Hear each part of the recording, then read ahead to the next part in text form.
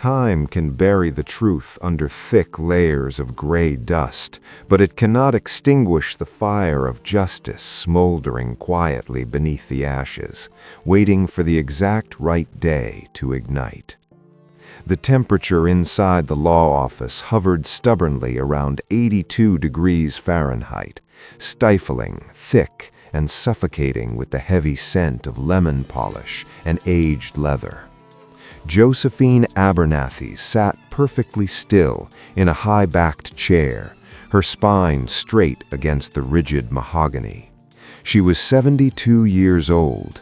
Her hands rested gently, quietly on her lap. Those hands had spent 45 grueling years working as an emergency room nurse, pressing down with agonizing force on shattered rib cages, wiping cold sweat from the foreheads of dying strangers, and calmly wrapping the dead in heavy white linen. She knew the fragile architecture of the human body. Across the wide, imposing desk sat the estate lawyer, his voice a monotonous, droning hum as he read the final testament of her younger sister, Margaret. Beside him lounged Archibald Sterling. Archibald was 70 years old, draped in a custom-tailored charcoal silk suit that fell flawlessly over his relaxed shoulders. He idly adjusted his expensive silk tie, his lips curled to a perpetual, arrogant sneer that he never bothered to hide. For 38 long, suffocating years, Margaret had endured a silent and deeply deceitful marriage to this man, a ruthless real estate developer who devoured land, manipulated zoning laws, and destroyed honest lives without a single shred of remorse.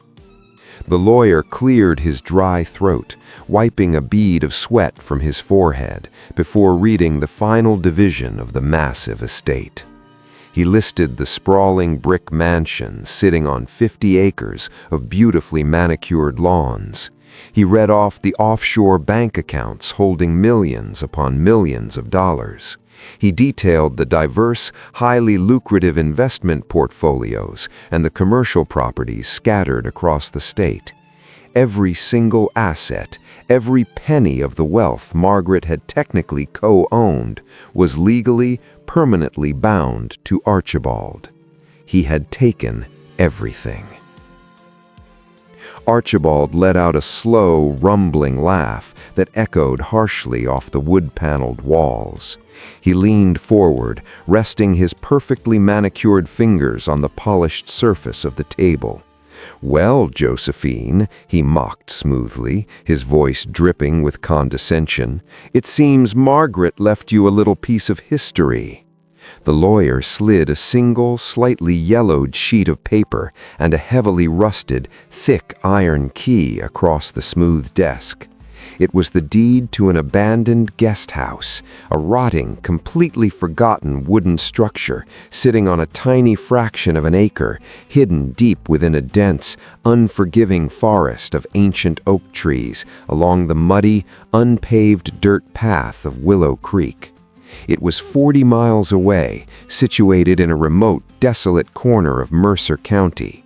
The lawyer flatly explained that the property had not seen a single drop of running water or a spark of electricity since the brutal winter of 1985.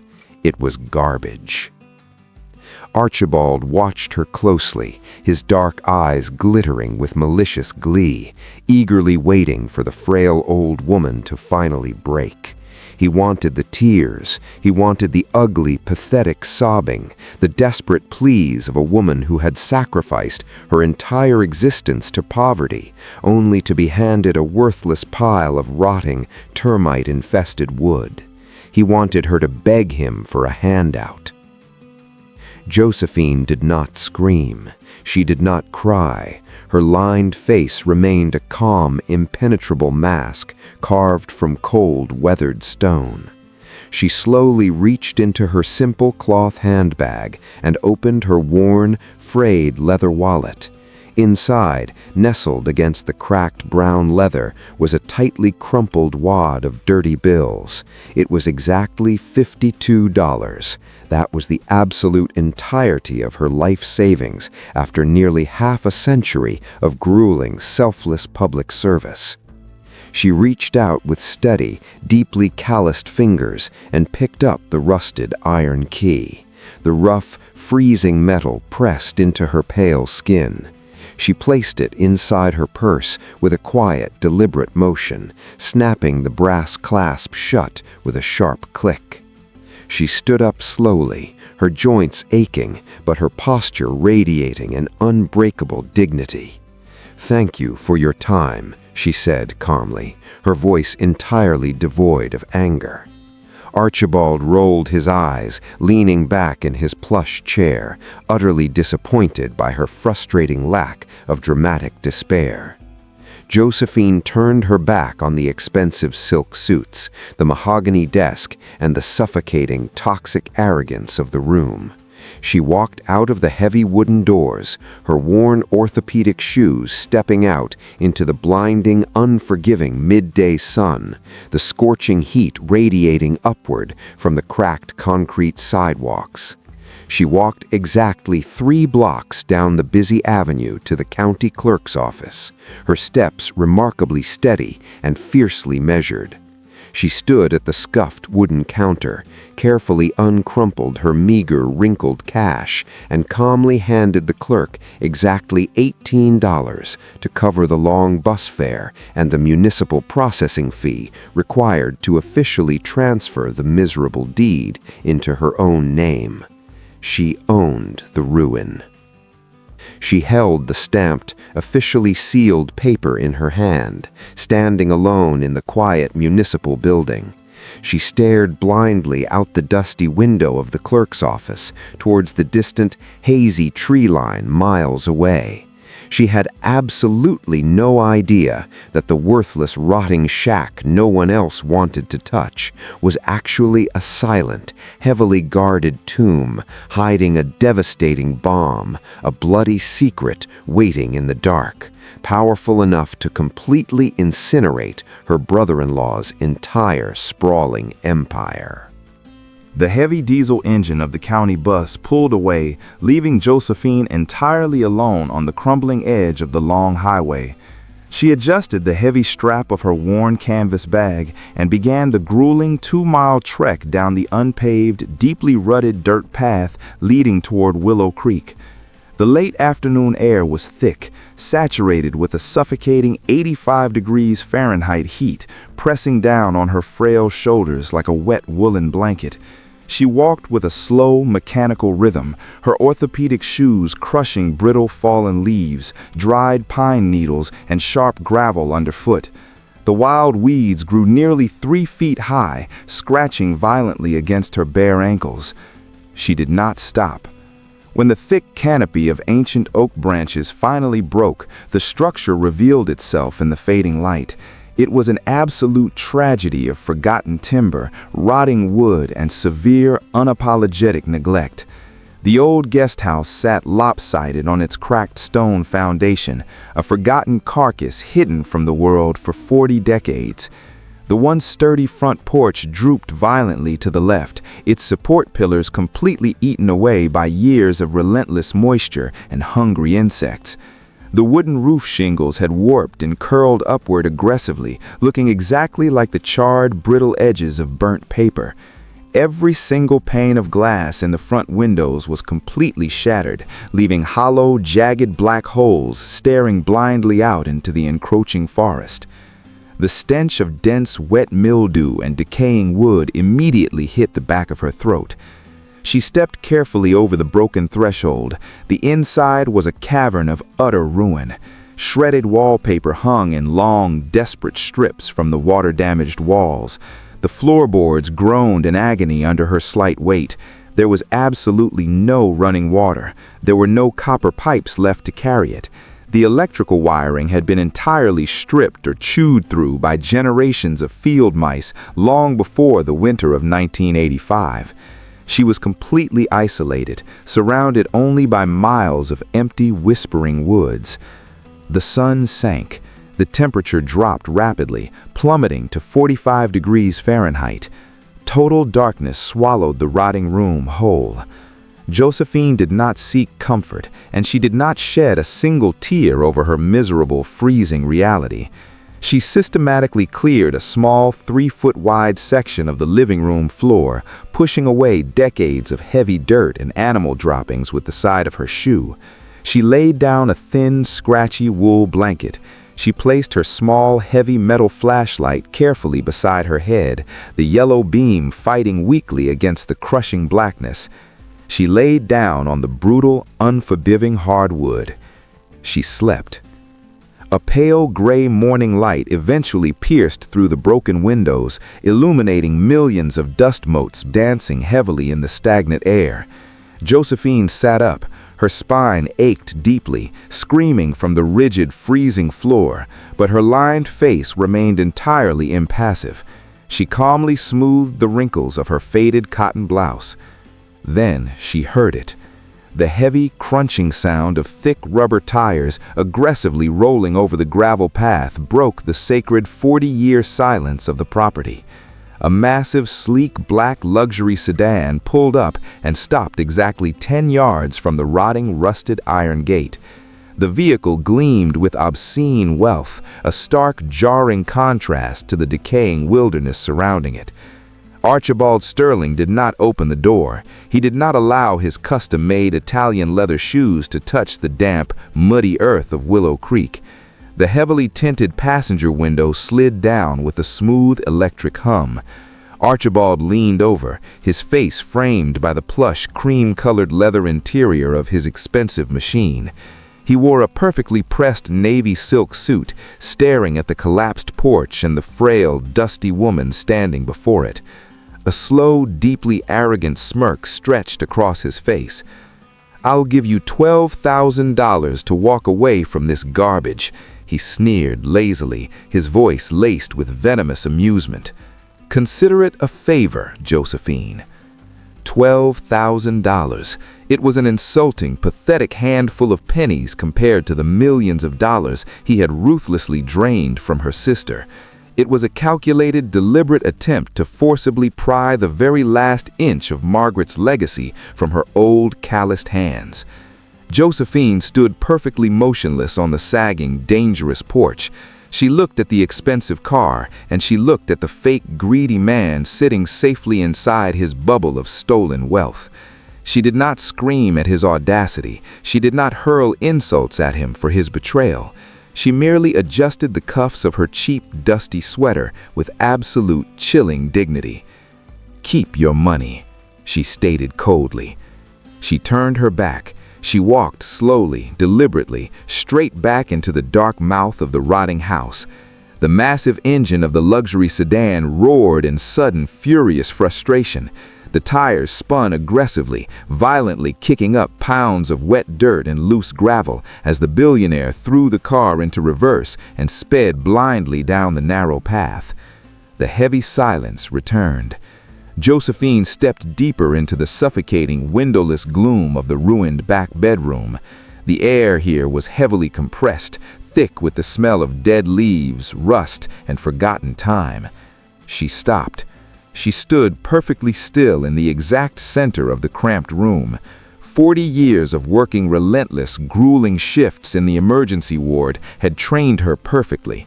She knew exactly how to listen to the subtle, hidden rhythms of a failing body. She knew when a structure was fundamentally wrong. She closed her tired eyes.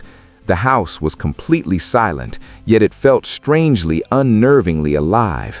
Beneath the heavy, toxic smell of black mold and the groaning, warped wooden floorboards beneath her worn shoes, her razor-sharp intuition detected something completely unnatural, a hidden, silent pulse waiting patiently in the dark. Josephine approached the decaying structure not as a helpless victim of a cruel, bitter inheritance, but as a highly seasoned triage nurse carefully evaluating a severely traumatized body. The overwhelming smell of decay, a thick, suffocating blend of damp earth, dried mouse droppings, and rotting leaves, did not deter her. She had spent 45 years constantly inhaling the sharp, metallic stench of fresh blood, the harsh chemical burn of industrial bleach, and the final, shallow breaths of dying strangers. She was entirely immune to the ugly surface of tragedy. She began her methodical diagnosis in the crumbling front hallway. She placed her bare, deeply lined palms flat against the cracked, severely water-stained plaster of the main load-bearing wall. She closed her eyes, shutting out the visual chaos of the scattered debris, and applied a slow, incredibly firm pressure, pushing exactly 30 pounds of force against the structure. She was feeling for the hidden skeleton underneath, searching blindly for the fatal spongy give of terminally rotted wood. The wall pushed back. It was remarkably firm. She opened her eyes and looked straight up at the exposed ceiling joists where the ceiling plaster had completely fallen away. They were heavy, thick cuts of original, old-growth yellow pine, spaced perfectly 16 inches apart. The surface of the timber was blackened with decades of accumulated grime, but the core remained incredibly dense, completely untouched by the ravenous termites that had easily devoured the softer, cheaper wood of the collapsed front porch. The fundamental bones of the house were not just alive, they were defiant. Josephine moved slowly into the small, 10-foot by 12-foot kitchen space. The floor was completely buried under an inch of hardened black mud and the shattered, splintered remains of a collapsed wooden cabinet. She knelt down on the brutally hard floor, ignoring the sharp, stinging pain shooting rapidly through her aging knee joints. She used a rusted metal trowel she had found near the front door to scrape away a thick, stubborn layer of filth from the base of the wall. A dull yellow gleam emerged from the darkness. It was a row of original ceramic kitchen tiles. They were severely stained with 40 years of thick brown grease and heavy water damage, but they were perfectly intact, utterly refusing to crack or crumble under the crushing weight of relentless neglect. She ran her calloused fingertips over the smooth, freezing cold surface of the ceramic squares. This house was not a fragile, dying thing. It was a rugged, stubborn survivor, built with an uncompromising strength that Archibald Sterling, a fake, greedy man who constructed flashy, hollow mansions using cheap, mass-produced materials, could never possibly understand. She stood up slowly, wiping the dry dirt from her hands. She finally understood. Margaret had not left her this isolated, ruined property as a cruel final joke. Her sister, who had spent 38 years silently shrinking under the suffocating, toxic shadow of her arrogant billionaire husband, had purposely chosen this specific, indestructible place. The house was a quiet, incredibly sturdy vault. Margaret was waiting for her. Armed with this sharp, sudden clarity, Josephine picked up her heavy metal flashlight and walked purposefully down the narrow, 3-foot-wide hallway toward the back bedroom. The air grew noticeably colder, dropping several degrees Fahrenheit as she moved further away from the weak afternoon sun filtering weakly through the front windows. The bedroom door was jammed completely shut, swollen violently from decades of trapped, freezing moisture. She pushed hard. The heavy wooden door violently shrieked against the warped frame and finally gave way, swinging open heavily into a pitch-black, deeply suffocating square room. She swept the yellow beam of her flashlight across the desolate space. There were no windows here, only solid, blank walls covered in peeling, grayish-blue paint. The floor was piled high with rotting cardboard boxes, huge piles of completely unrecognizable mildewed rags, and the scattered, gnawed bones of small woodland animals. Josephine stepped carefully into the foul-smelling room, her heavy shoes crunching loudly over the dry debris. She began to clear the room, tossing heavy, waterlogged debris out into the hallway with a steady, relentless, rhythmic motion.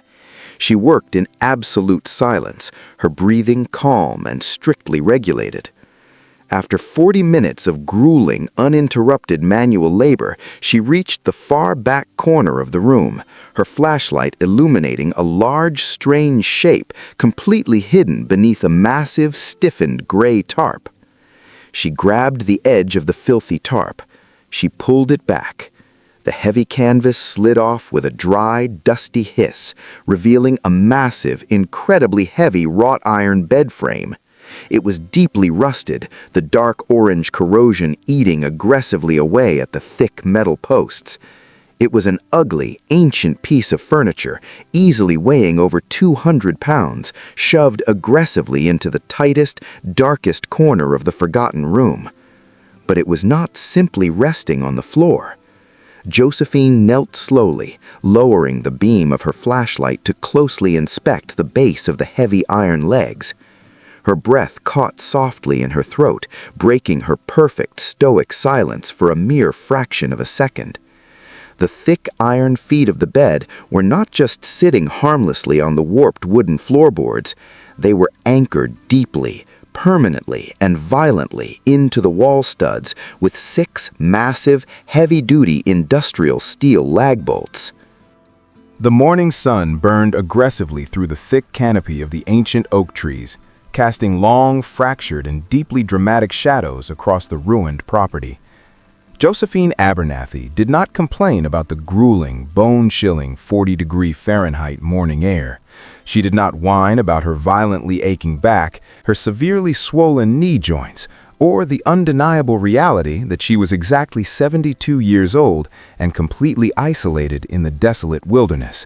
She simply tied a heavily faded cotton bandana securely over her gray hair, pulled on a pair of thick, deeply stained leather work gloves, and walked deliberately into the suffocating belly of the beast.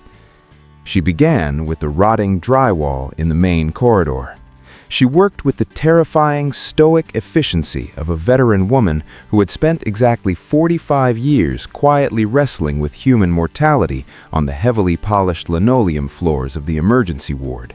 She hauled heavy, waterlogged planks of wood, deeply rusted iron pipes, shattered panes of glass, and completely destroyed pieces of unrecognizable furniture out to the overgrown front yard, dumping them into a massive, highly disorganized pile of refuse.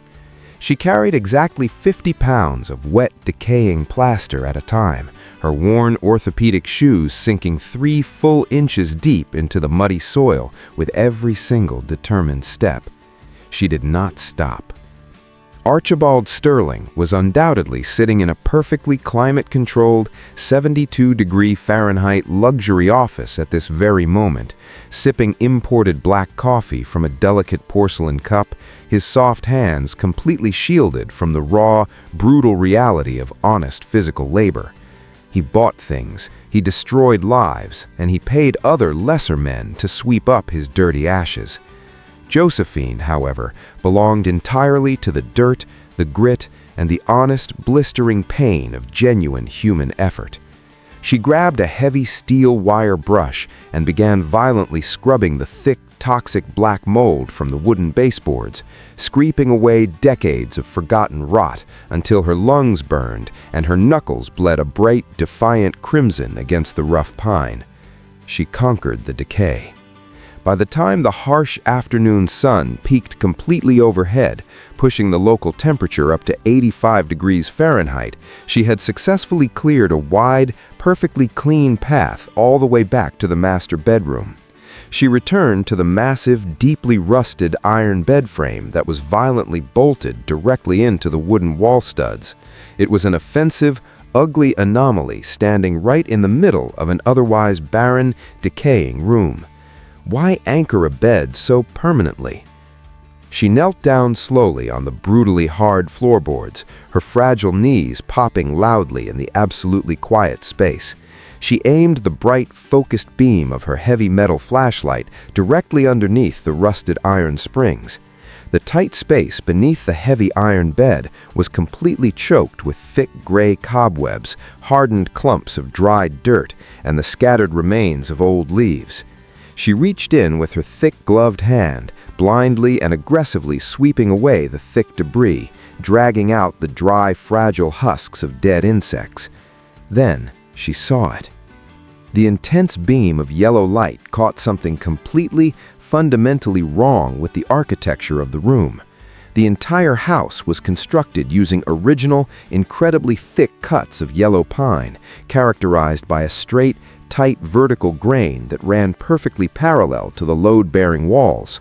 But right here, perfectly centered directly underneath the heavy iron deli of the bolted bed, was a single, 2-foot-long rectangular section of wood. The grain was different. It ran diagonally, a chaotic, swirling, completely unnatural pattern that wildly contradicted the uniform, strictly disciplined lines of the surrounding pine floorboards. It was a completely different species of wood, perhaps a cheap, salvaged cut of oak, forced aggressively into a tight space where it simply did not belong. Someone had tried desperately to hide this glaring, amateurish flaw. The entire rectangular section, along with the immediate surrounding pine floorboards, had been thickly coated in 6 alternating layers of cheap, heavy, grayish-blue lead paint. It was a camouflage. The loud, rattling crunch of heavy tires rolling aggressively over the gravel driveway suddenly broke her intense concentration. Josephine stood up slowly, wiping a thick, heavy layer of grime from her sweating forehead, and walked steadily out to the falling front porch. A battered, heavily rusted red pickup truck was idling loudly near the broken front gate. The metal bed of the truck was completely filled with heavy-duty construction tools, thick coils of bright yellow extension cords, and perfectly stacked lengths of fresh, sweet-smelling cedar lumber. The engine died. A man stepped slowly out of the truck. He was tall, heavily built, and his worn clothes were completely covered in a fine layer of white sawdust. This was Tobias Vance. He was a 60-year-old veteran building contractor who had lived, worked, and bled in Mercer County his entire life, a highly respected man who possessed a deep, almost spiritual understanding of exactly how things were built, exactly how things broke, and exactly how things could be permanently saved. He wore a faded flannel shirt, deeply scuffed leather boots, and a heavily scarred tool belt secured tightly around his waist. He did not pity her. He walked slowly toward the ruined guest house, his sharp, calculating, incredibly experienced eyes scanning the warped roofline, the heavily compromised wooden support pillars, and the miraculously intact load-bearing walls. He stopped exactly 10 feet from the wooden porch, casually hooking his thick, calloused hands into his heavy leather belt. He saw the massive, waterlogged debris that the 72-year-old woman had dragged out entirely by herself. He looked closely at Josephine, noting her perfectly steady posture, her unwavering gaze, and the fierce, absolute quiet determination burning brightly behind her gray eyes. "You have a very good, solid spine," Tobias said respectfully, his voice a deep, gravelly rumble. "The house or me?" Josephine asked calmly. "Both," he answered. He walked right up to the dangerous edge of the sagging porch, placing his heavy, heavily scarred hand firmly against one of the completely rotting support beams. He pushed hard against the dead wood. He knew exactly what this ruined property was. He knew that Archibald Sterling, the arrogant, deeply corrupt billionaire who had bought up half the county with fake promises and dirty money, had publicly written this entire place off as a total, irredeemable loss. Tobias despised men exactly like Archibald, men who wore expensive silk suits, drove luxury cars, and tore down real history just to build hollow, soulless monuments to their own massive greed. "Sterling offered you pennies for this land, I assume?" Tobias said quietly, a dark shadow of disgust crossing his deeply weathered face. $12,000, Josephine replied flatly. "He does not know what he is looking at," Tobias stated firmly, patting the side of the wooden house with a profound, quiet reverence. The exterior is a complete, total loss, yes, but the framing underneath is old-growth pine, heavily cured and perfectly set. The stone foundation has not shifted a single inch in exactly 40 years. The bones are good. The bones are holding on. He looked directly into her eyes. I have an afternoon completely free, and I absolutely hate seeing good wood go to a landfill, Tobias offered gently, his tone genuine, deeply respectful, and completely devoid of any hidden agenda. I cannot pay you, Josephine stated proudly. I did not ask, he replied. Without waiting for another single word, the big contractor turned around, walked straight back to his battered truck, and hauled out a heavy electric saw and two massive 10-foot-long wooden beams. Josephine watched him in complete, unbroken silence. She did not offer him a tearful, overly emotional thank you, nor did she aggressively reject his honest, dignified offer of physical labor. She simply nodded once, a minimal gesture of profound, mutual respect between two silent people who fundamentally understood the deep intrinsic value of hard, honest work. Tobias worked steadily outside, the loud, screaming whine of his electric saw echoing sharply through the quiet woods, while Josephine deliberately turned her back and retreated straight back into the cold, suffocating darkness of the forgotten house. The grueling hours bled away, the harsh afternoon sun slowly melting into a deep, bruised purple twilight. The temperature outside began to rapidly drop, falling steadily back toward a freezing 45 degrees Fahrenheit. Out on the dirt path, Tobias silently packed his heavy tools, secured his truck, and drove completely away, leaving behind a perfectly braced, structurally sound front porch that would easily survive the coming winter storms. The silence returned. Josephine was completely alone again. She stood perfectly still in the back bedroom, holding a heavy, yellow-handled flathead screwdriver she had found buried in a severely rusted metal toolbox near the kitchen sink. She turned on her heavy flashlight, setting it carefully on the floorboard so the bright beam illuminated the strange, camouflaged rectangular piece of oak completely hidden beneath the bolted iron bed. She knelt. The absolute silence in the small room was heavy, thick, and deeply expectant. She grasped the thick plastic handle of the screwdriver, her fragile knuckles turning white bone as she applied intense, focused downward pressure. She aligned the sharp, flat steel edge of the tool directly against the microscopic, paint-filled crack, separating the strange, swirling oak grain from the straight, strictly disciplined lines of the yellow pine. She pushed. The hardened, 40-year-old lead paint stubbornly resisted her effort, acting exactly like a thick, petrified layer of gray cement. Josephine did not panic, and she did not hack wildly at the delicate wood. She used the precise, deeply methodical patience of a surgical nurse slowly removing a deeply embedded piece of sharp metal from a bleeding wound.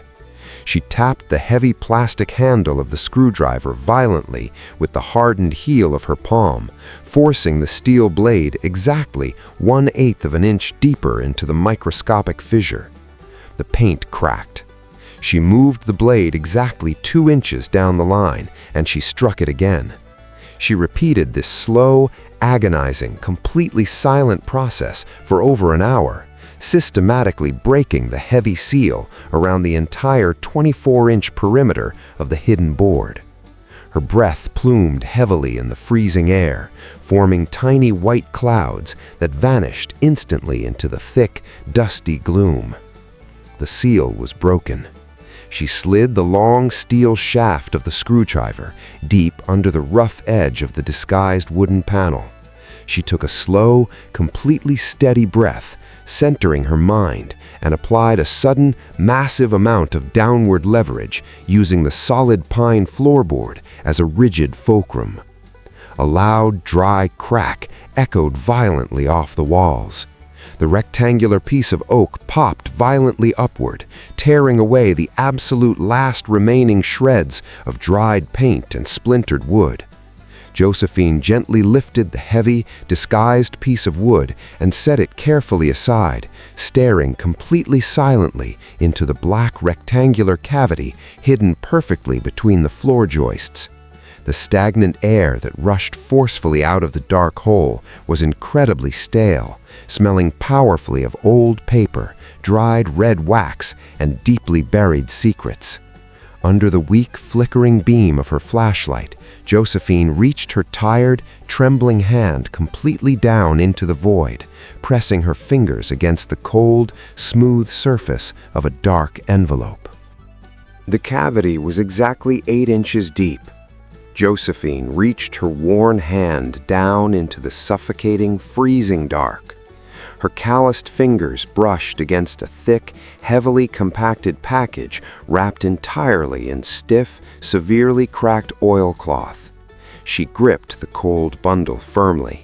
She pulled it up into the weak, flickering yellow beam of the flashlight.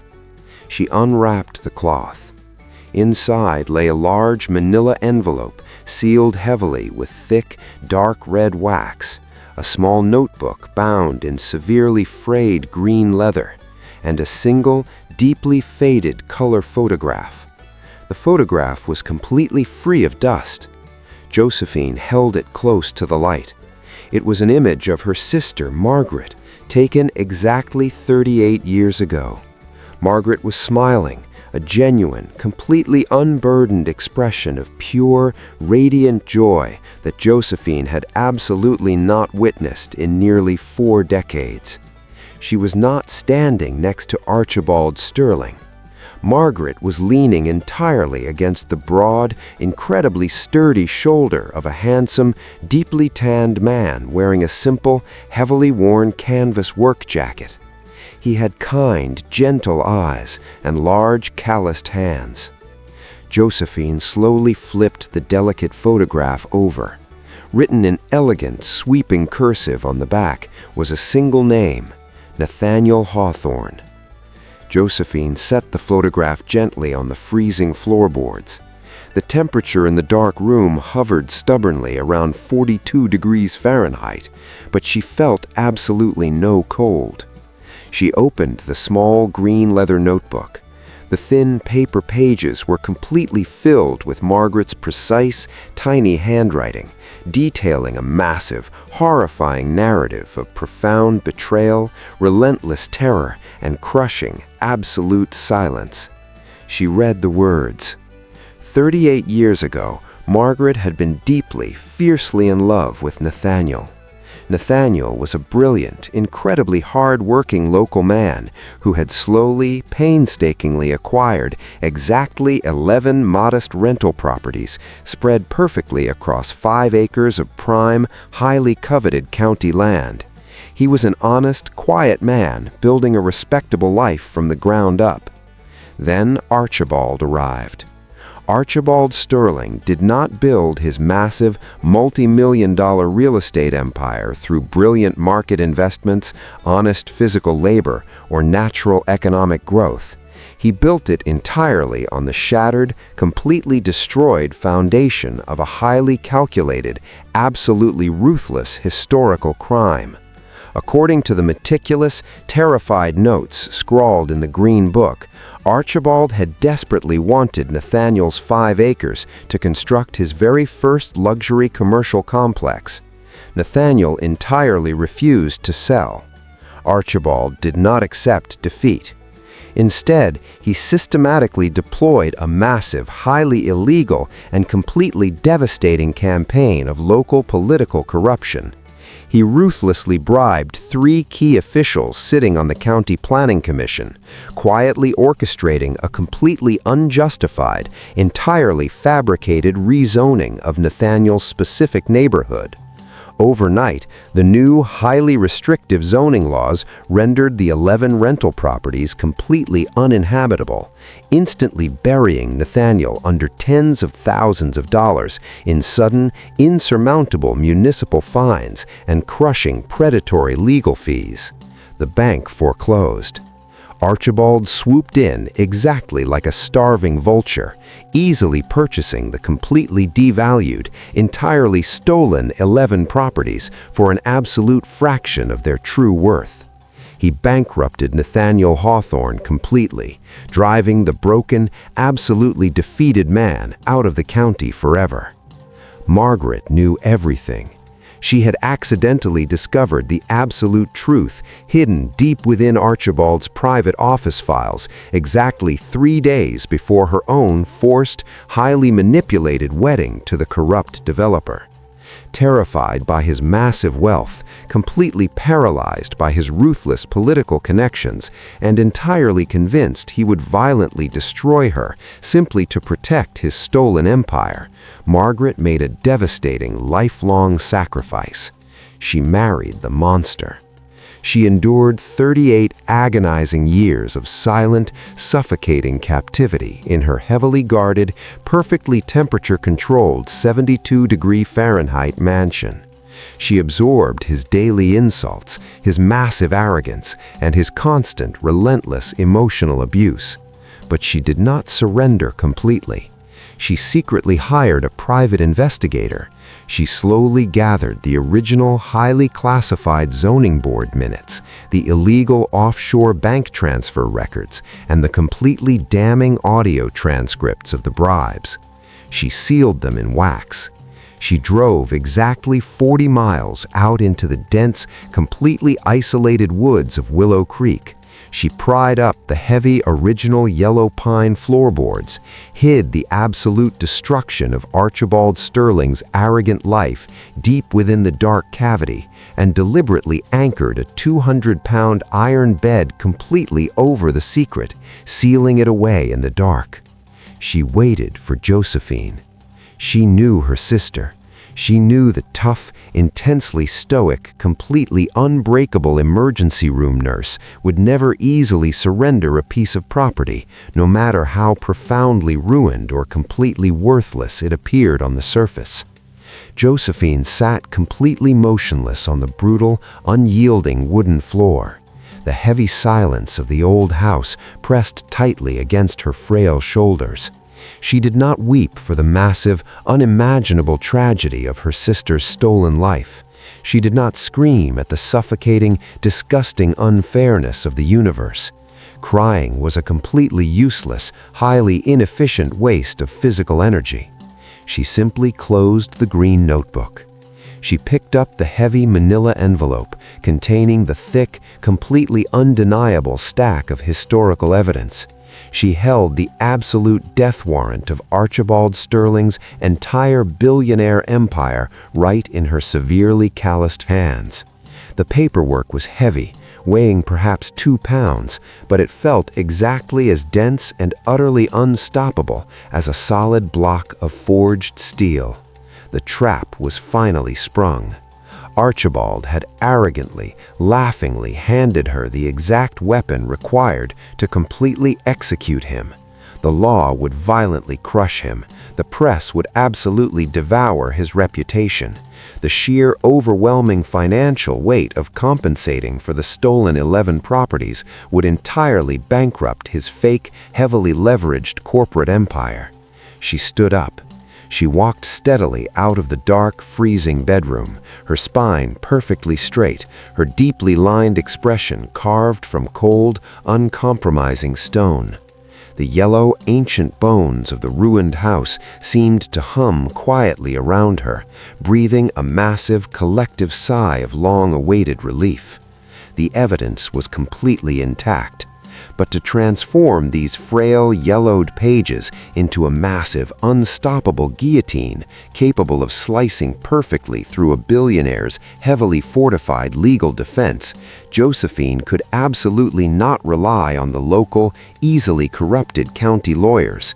She had to carefully wrap the devastating secret back into her canvas bag, walk straight out of the quiet woods, and knock directly on the polished office door of the one woman in the entire district who had absolutely never taken a single dime of Archibald Sterling's dirty money. The walk back into town was exactly 2 miles, but Josephine moved with the relentless, unyielding pace of a massive freight train.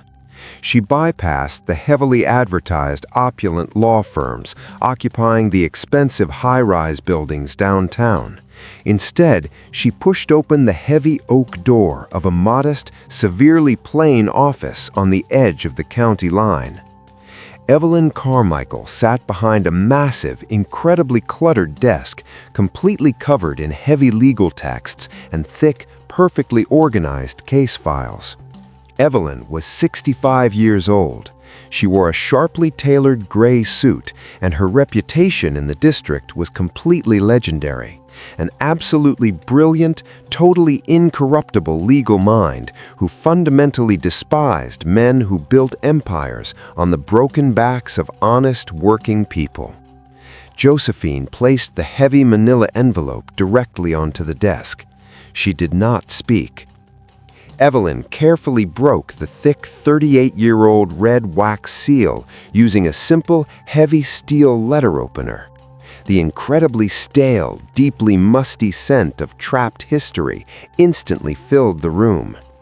For exactly 3 agonizing hours, the small, strictly climate-controlled office, kept at a comfortable 70 degrees Fahrenheit, was completely silent, except for the crisp, dry rustle of aging paper.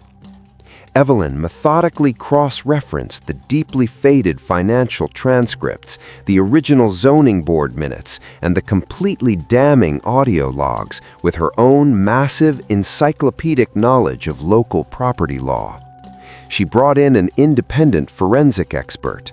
The expert carefully tested the chemical composition of the ink, examined the highly specific watermarks heavily embedded within the fragile paper fibers, and completely verified the absolute authenticity of the historical signatures.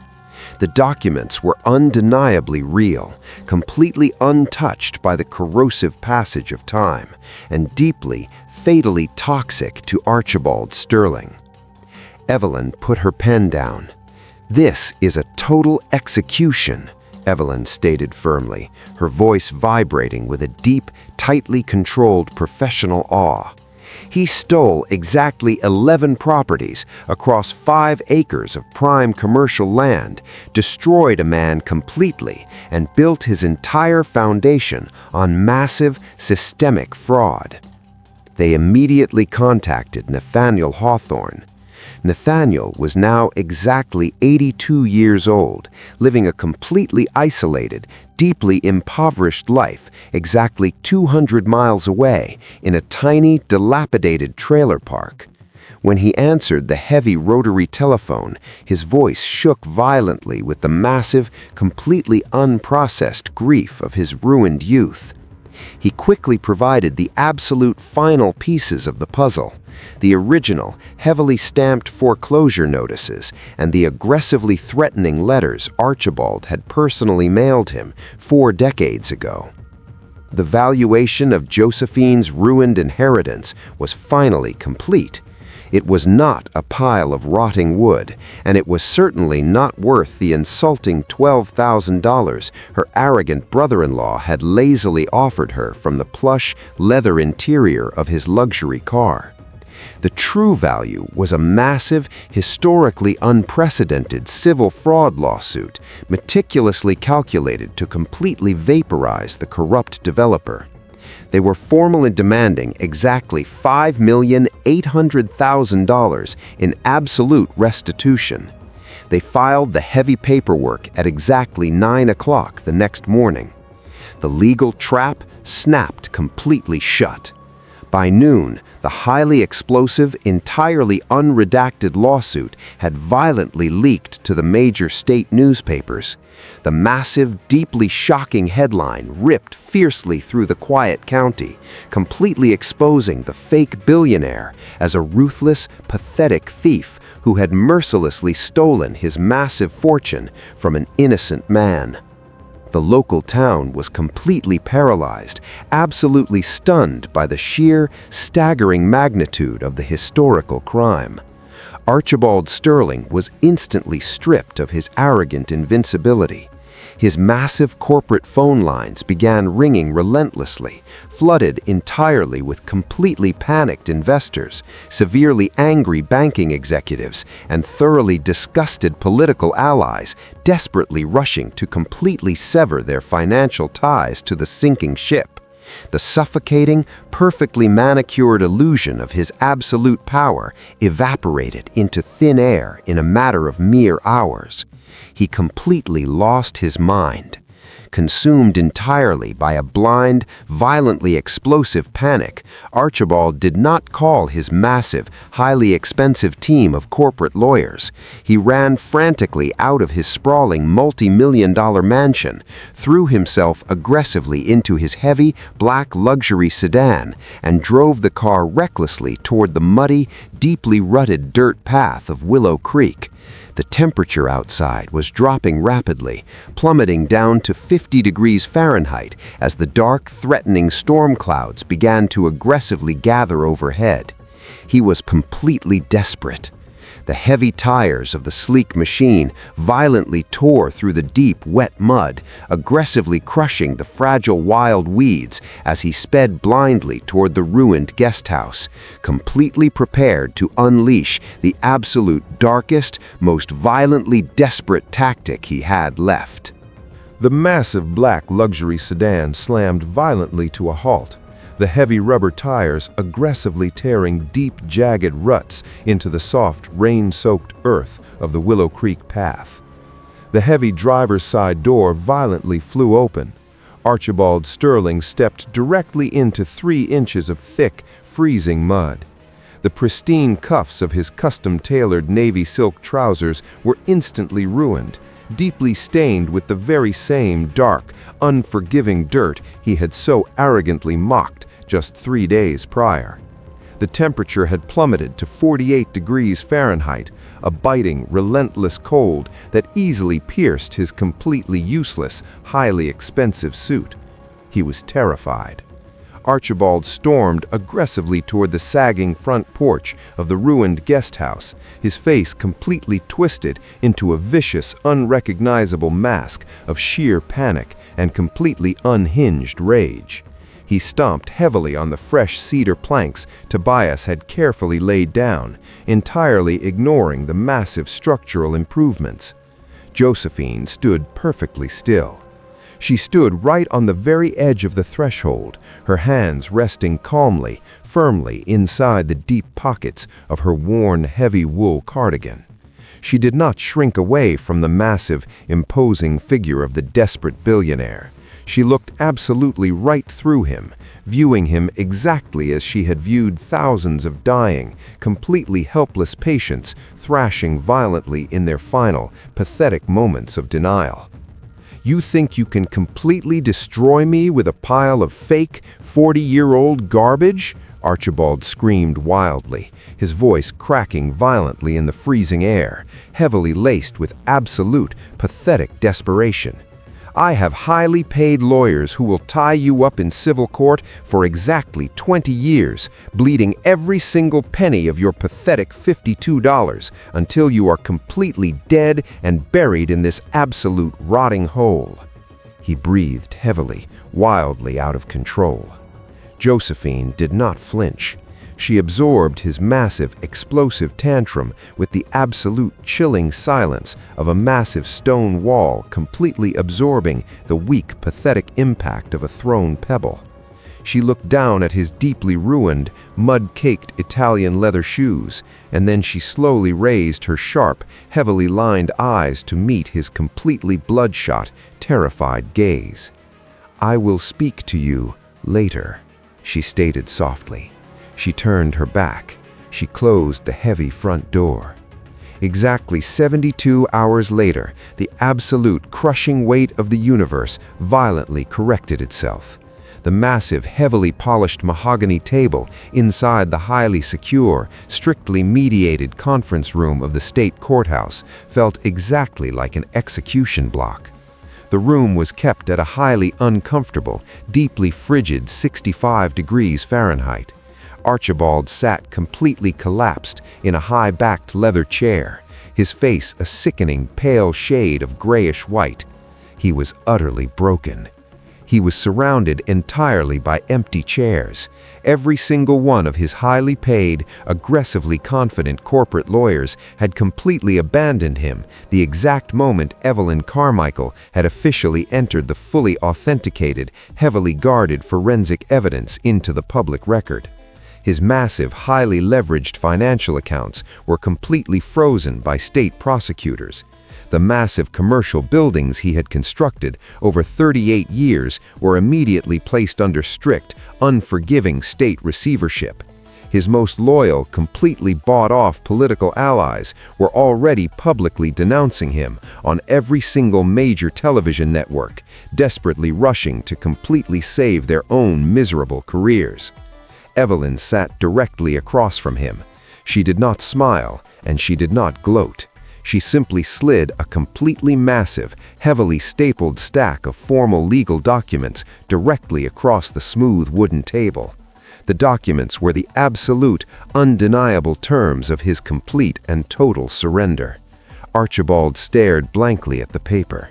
The settlement demanded exactly $5,800,000 in immediate, totally unmitigated financial restitution. It systematically ordered the complete, total liquidation of his personal, highly guarded offshore assets to absolutely guarantee the massive payment.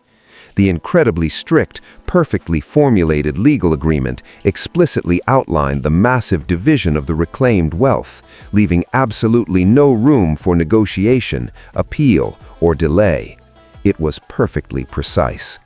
The state ordered the immediate transfer of exactly $4,100,000 directly to Nathaniel Hawthorne to permanently compensate for the horrific, highly illegal theft of his 11 properties, his stolen youth, and his completely ruined reputation.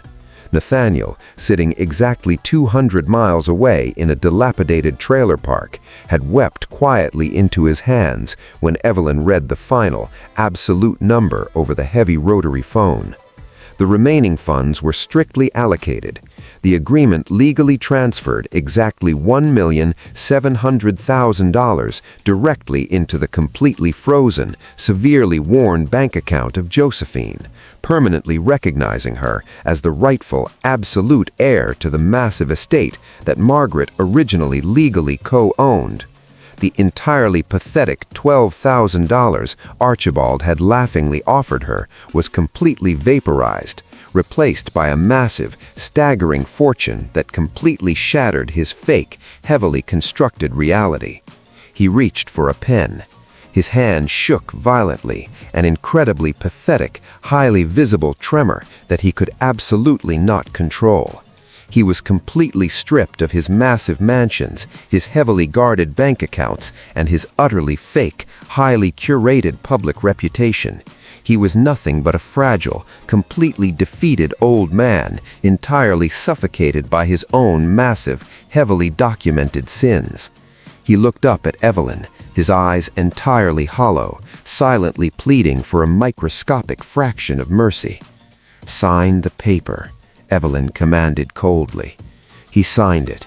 The heavy stroke of black ink permanently obliterated his entire 40-year empire. He did not say a single word.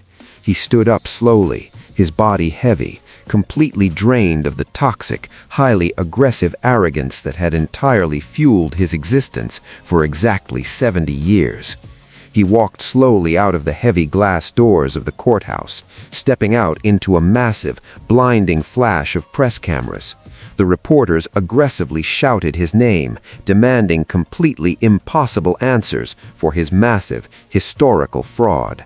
He lowered his head completely, deeply humiliated, an absolute ghost walking aimlessly into total ruin. Karma was absolute. Josephine did not attend the final pathetic signing. She did not need to witness the incredibly ugly, highly undignified collapse of a truly weak man. She stood exactly 40 miles away, standing perfectly still in the quiet, deeply peaceful kitchen of the ruined guest house, listening carefully to the steady, rhythmic sound of rain falling gently on the sturdy cedar roof. She held the bank notification in her hand. The massive, staggering amount of $1,700,000 had officially cleared her tiny, highly neglected account. The overwhelming, highly suffocating shadow of Archibald Sterling was completely, permanently erased from the face of the earth, leaving behind an incredibly vast, completely open horizon of endless possibility. She folded the crisp piece of paper completely in half, tucking it gently into the front pocket of her worn, heavy cardigan. She looked down at the dark hole in the floor. The enemy had slowly limped away in complete, total disgrace, permanently returning the absolute truth to the innocent, deeply wronged souls of the past. And now, armed with a massive, completely life-altering fortune, the quiet, incredibly stoic old nurse turned her fiercely focused attention entirely back to the dark, forgotten structure. The heavy, grueling work of justice was entirely finished. Josephine Abernathy immediately transferred a massive, incredibly generous sum of her newly acquired fortune directly to the modest, edge-of-town office of Evelyn Carmichael, deeply rewarding the absolutely incorruptible lawyer for her flawless execution of the law. She ensured that Nathaniel Hawthorne received every single penny of his $4,100,000, allowing the 82-year-old man to finally buy a sprawling, beautiful farm exactly 200 miles away. She did not leave the woods. Instead, she hired Tobias Vance. She handed the massive, heavily scarred contractor a completely blank check and a highly specific set of strict, uncompromising blueprints. They spent exactly 1 entire year painstakingly resurrecting the ruined guest house on the quiet, unpaved dirt path of Willow Creek. They completely stripped away the suffocating rot, but they absolutely refused to tear down the magnificent, incredibly stubborn old-growth yellow pine framing that had survived 40 years of brutal, freezing winters and scorching 90-degree Fahrenheit summers. They saved the bones. The heavy, sagging roof was perfectly rebuilt using thick, incredibly durable cedar shingles. The massive, shattered windows were completely replaced with thick, double-paned glass, allowing the bright, brilliant morning sunlight to flood the once dark corridors. In the small, perfectly reconstructed kitchen, Josephine spent hours kneeling on the floor, meticulously polishing the original, incredibly tough yellow ceramic tiles until they gleamed brightly under the warm, modern electrical lighting. She transformed the dark, terrifying ruins of her sister's tragic prison into a profoundly beautiful, heavily fortified sanctuary of absolute peace. But she did not erase the history. In the exact center of the master bedroom, right where the heavy, deeply rusted 200-pound iron bed had violently anchored the horrible secret to the floor joists, Josephine left the dark cavity completely open.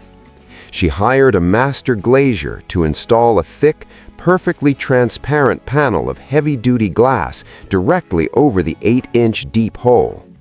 Beneath the glass, resting gently on the dry wood, she placed a simple, highly polished brass plaque. The deeply engraved cursive letters caught the ambient light, speaking entirely for the woman who had suffered in absolute silence for 38 years.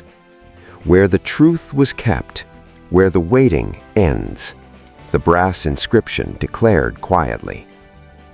The late autumn sun began to slowly descend behind the massive, ancient oak trees, casting a long, deeply golden glow across the perfectly manicured, lush green lawn. The evening temperature hovered at a remarkably comfortable 65 degrees Fahrenheit. Josephine Abernathy stepped slowly out onto the wide, incredibly sturdy cedar front porch. She was exactly 73 years old today. She leaned gently against the smooth, heavily sanded wooden railing, listening quietly to the gentle, rhythmic babbling of the stream running exactly 50 yards away. The aggressive, deeply toxic phantom of Archibald Sterling was entirely gone, completely banished to the pathetic, heavily disgraced shadows of forgotten history. Josephine breathed in the incredibly crisp, sweet-smelling evening air, feeling the profound, absolute weightlessness of a completely clear conscience. There was absolutely no anger left in her weary bones, nor was there a single ounce of lingering bitter resentment toward the extreme hardships of her long, heavily burdened life. There was only peace. From a completely mocked, severely neglected pile of rotting wood, this quiet, profoundly sturdy house now stood as a massive, undeniably beautiful monument to a deeply fundamental, absolutely unstoppable law of the universe. Never underestimate the profound strength of completely silent people, and never dismiss the massive, hidden value of violently discarded things. Because the truth, no matter how deeply it is buried beneath miles of heavy dirt and dark lies, will always patiently find its way to eventually sprout, rise, and brilliantly shine.